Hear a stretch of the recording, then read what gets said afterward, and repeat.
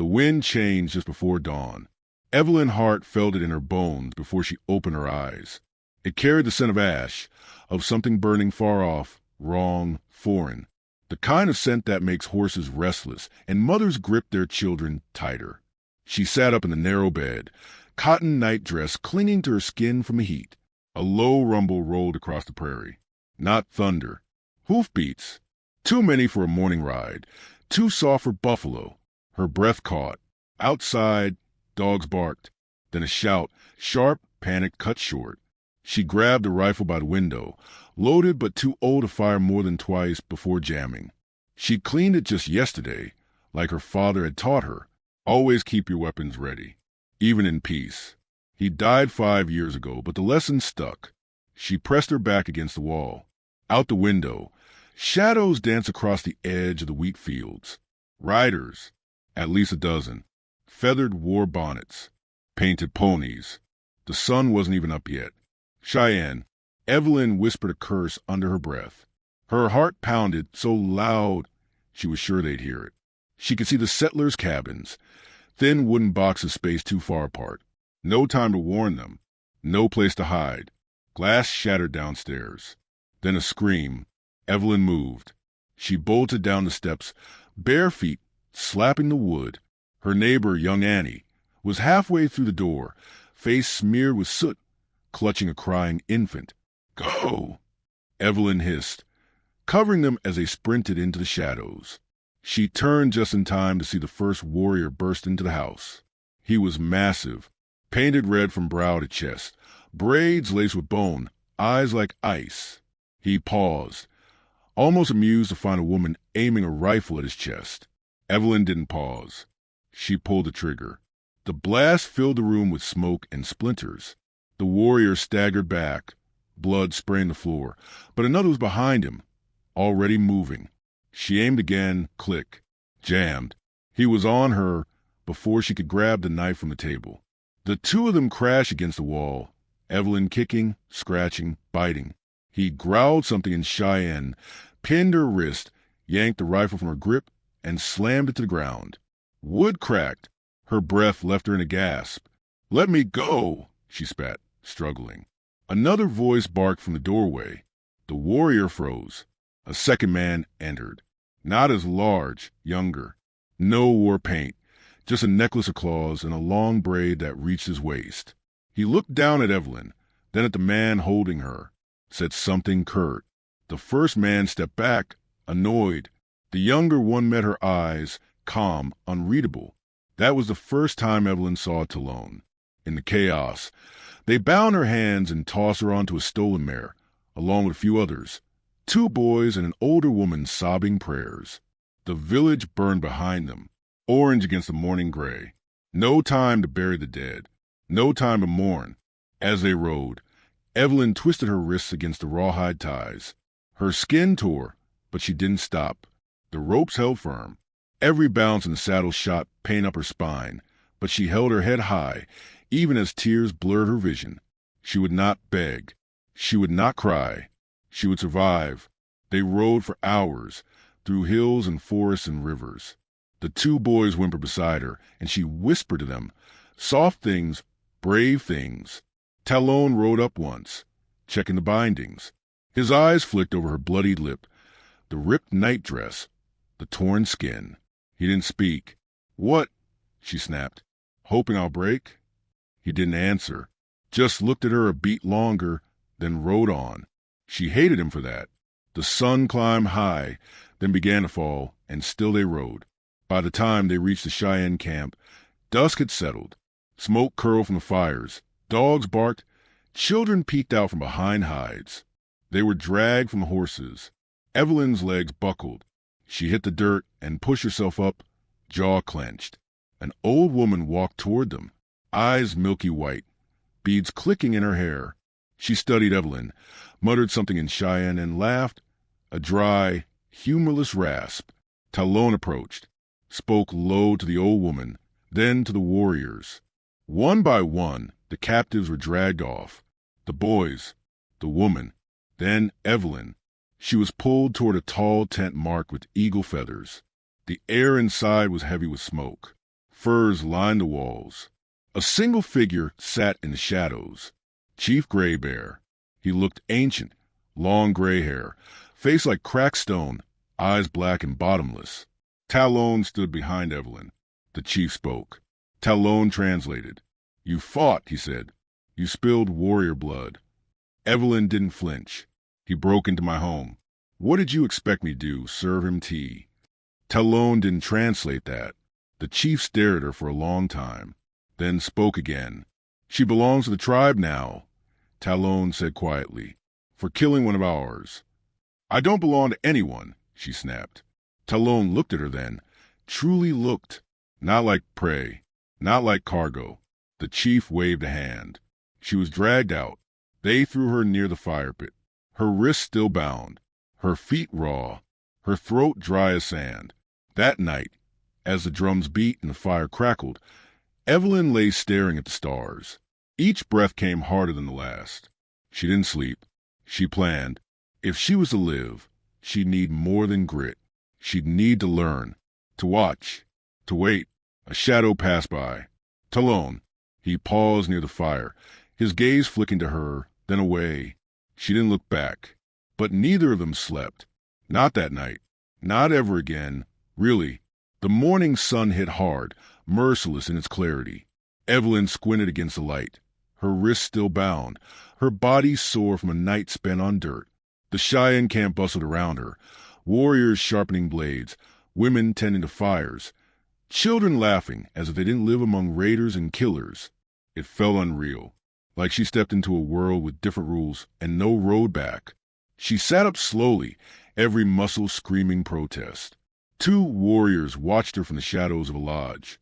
Neither spoke, neither needed to. Across the camp, Talon emerged, arms crossed, silent as ever. He wore no war paint now, just a leather vest and an expression that gave away nothing. He looked like the kind of man who never got surprised, never let anyone see the storm inside. Evelyn stared at him until he noticed. He walked toward her, crouched without a word, and began cutting the rawhide at her wrists. "You planning to kill me with honor now?" she asked, voice hoarse from sleep and stubbornness. Talon looked up. "If you were to die, you would already be dead." She didn't know what annoyed her more, his calm or the fact that he was probably right.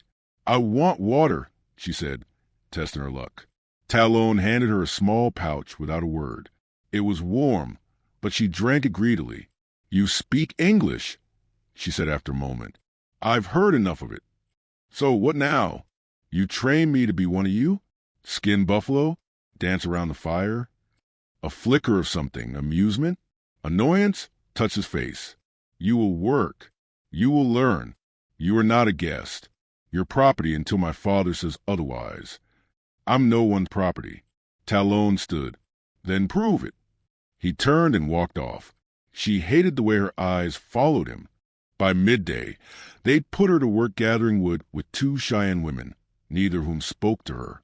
Evelyn watched them closely, how they moved, how they communicated with glances and gestures. She was strong, not fast. She stumbled under the weight of too many logs, but she refused to ask for help. The older of the 2 women, Luda, finally grunted and took half the bundle from her arms. Not kindness, efficiency. Evelyn understood that. She nodded in silent thanks. That afternoon, she sat outside the elder's lodge, shelling beans under the sharp eyes of a grandmother who seemed to smell fear like a bloodhound. Every time Evelyn paused or fumbled, the woman rapped her knuckles with a carved stick. By evening, her hands ached, her arms trembled, and her pride was a raw nerve. But she hadn't begged, hadn't cried. Talon approached again, this time with a bowl of food, rabbit stew, spicy and rich. He set it in front of her and watched. She eyed it. Poison. "If it were," he said, "you would be honored.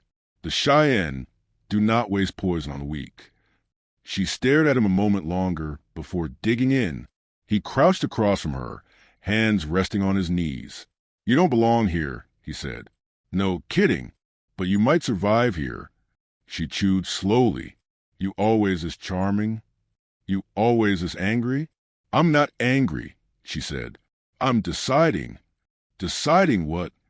If I should wait for a rescue or rescue myself. Talon smirked. A real one this time. She didn't like how it made something flutter in her chest.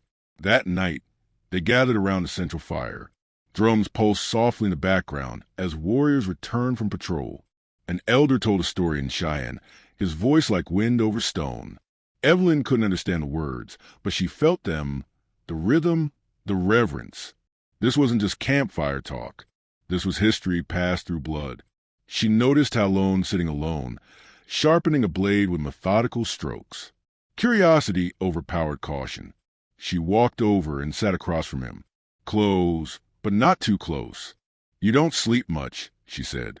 He didn't look up. Sleep is for those who have nothing to protect. And what are you protecting? Silence. Then everything. A simple word, but it carried weight. You're the chief's son, she said. Yes. So why haven't you killed me? Talon's hand paused. His eyes met hers. Because you don't scream like prey. The words lodged somewhere deep in her gut. Before she could respond, a sharp cry split the night. A young warrior stumbled into camp, bleeding from the shoulder, speaking rapidly. The chief emerged, barked orders. Men grabbed weapons, saddled horses. Evelyn stood. What's happening? She asked Talon. Scouts found tracks. White men, 6, maybe 7. Clothes. Settlers? Talon shook his head. Bounty hunters. Paid to kill and collect. Evelyn's blood ran cold. They're after me, she said. No, he replied. They're after our scalps. Before she could speak again, the chief looked at her, then pointed. 2 warriors approached.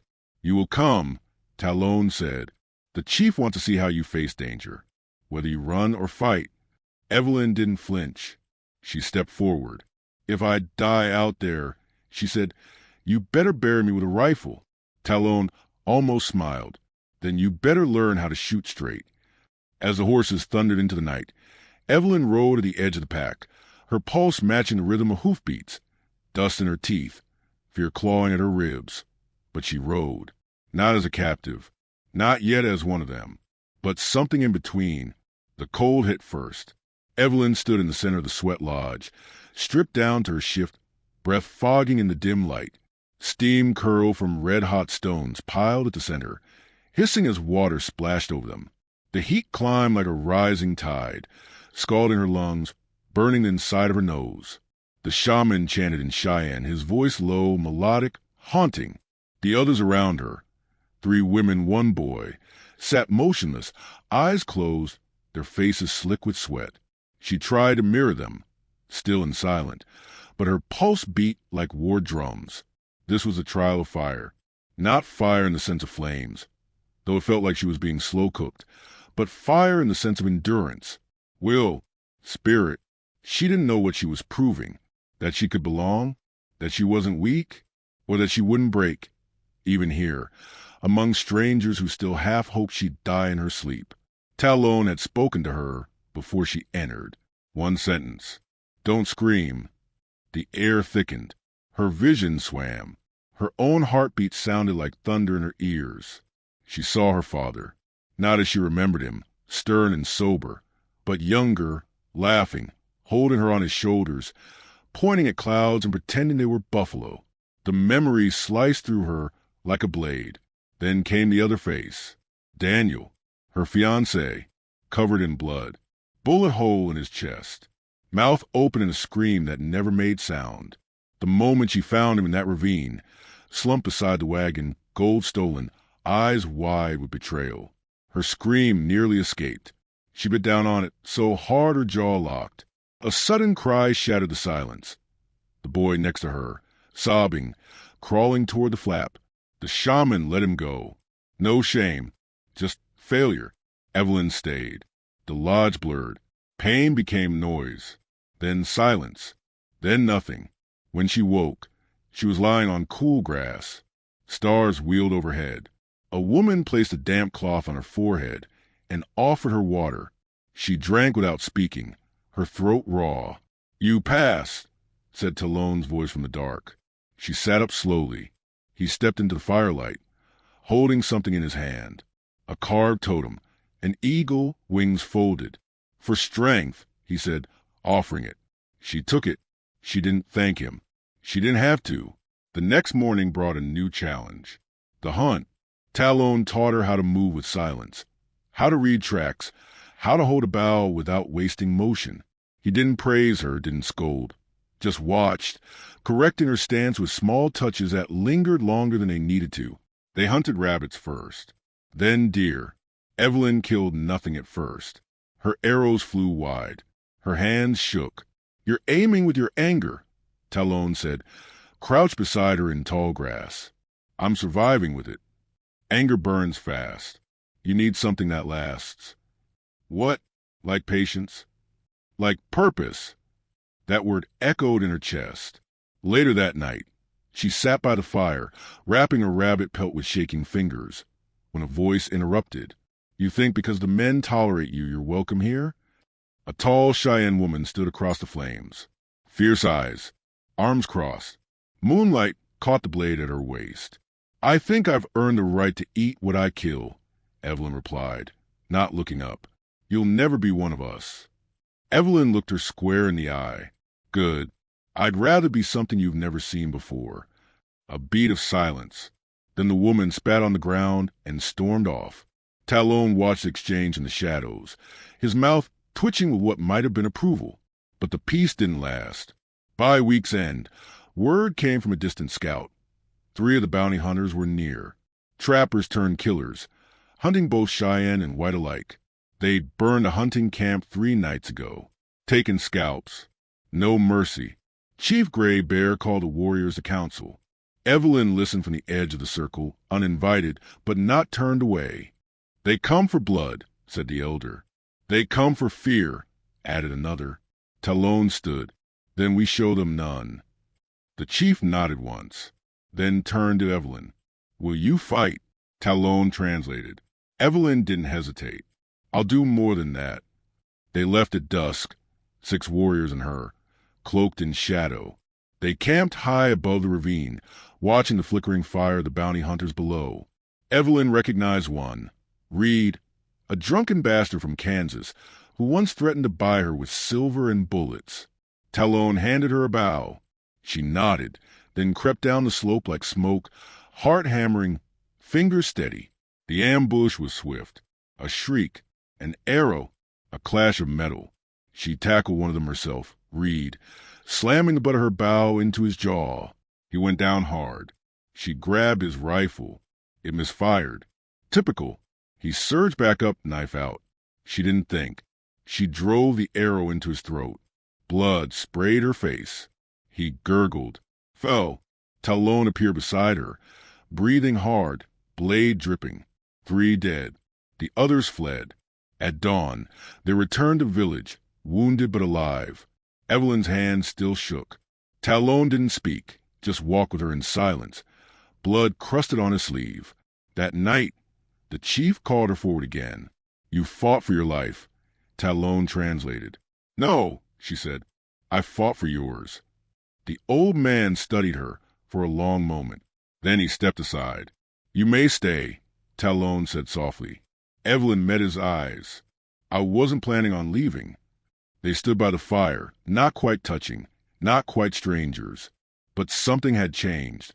And the real trial, she sensed, was only just beginning.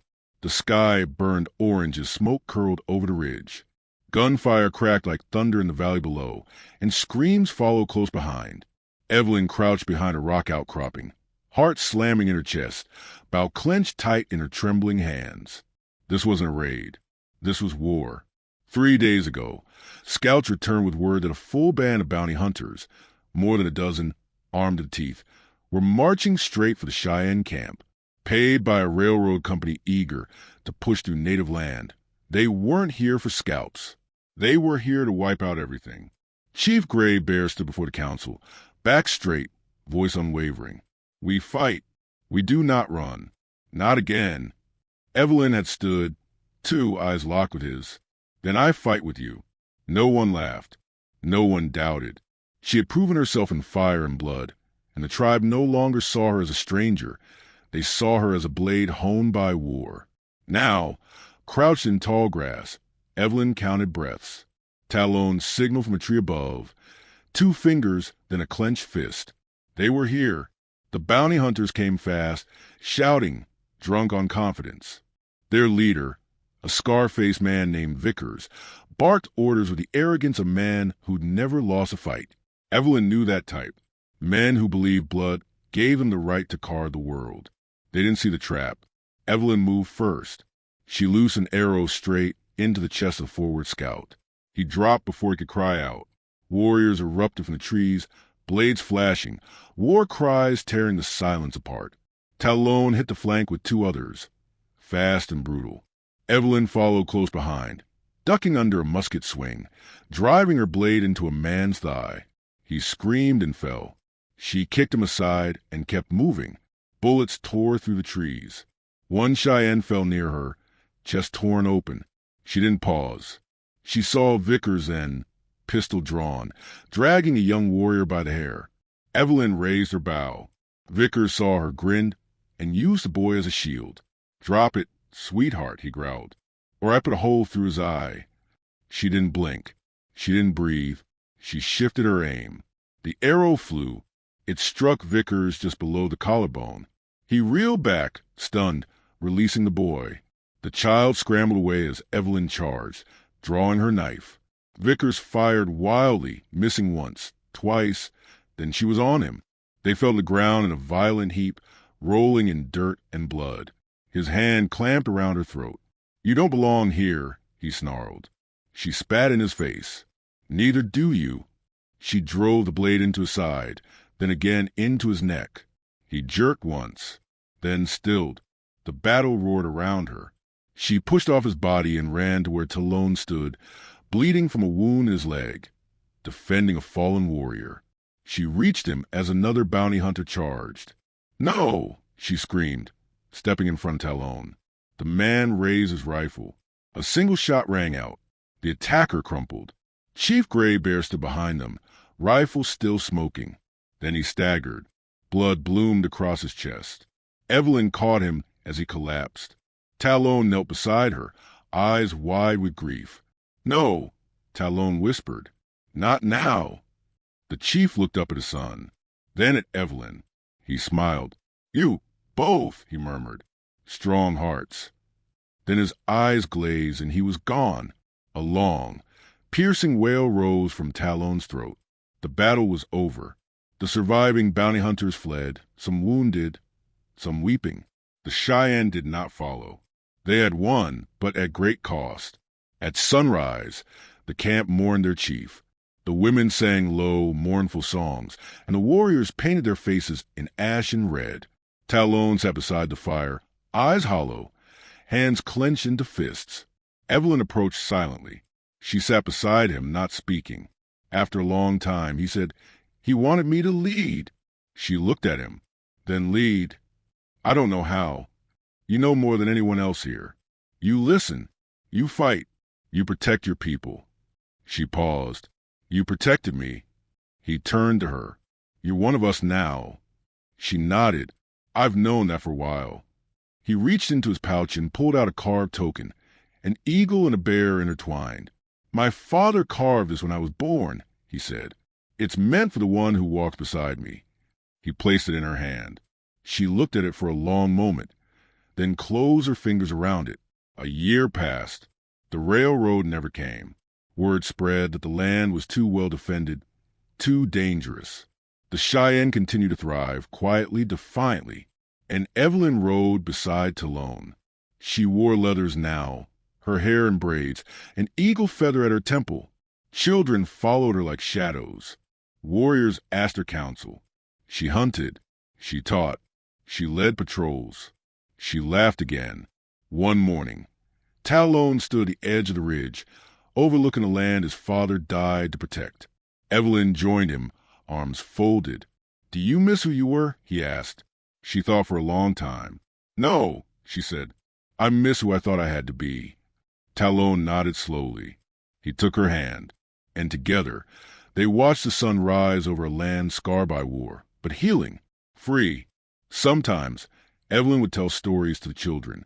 about battles and betrayals, about fire and survival, and about a girl who lost everything, only to find her heart among those she was taught to fear.